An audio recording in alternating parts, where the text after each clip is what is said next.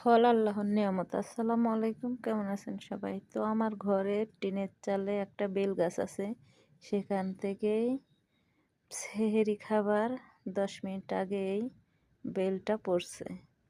তো আমি নিয়ে তুলে রাখলাম, ইফতারের সময় এটা দিয়ে আমি শরবত করব। আলহামদুলিল্লাহ, এই বেলটা আমাদের রিজিকে ছিল।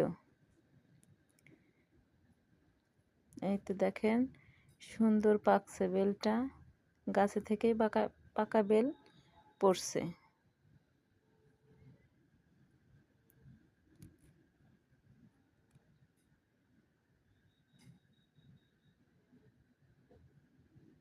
আর সুন্দর ঘ্রাণ।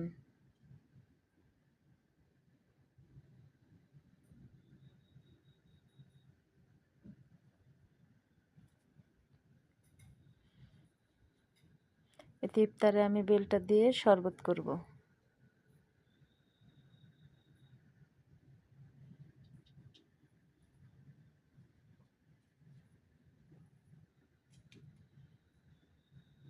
এই তো হয়ে গেছে আমার বেলের শরবত করা। তো আজকের মতো ভিডিও পর্যন্ত, ভালো থাকবেন সবাই। আল্লাহ হাফেজ।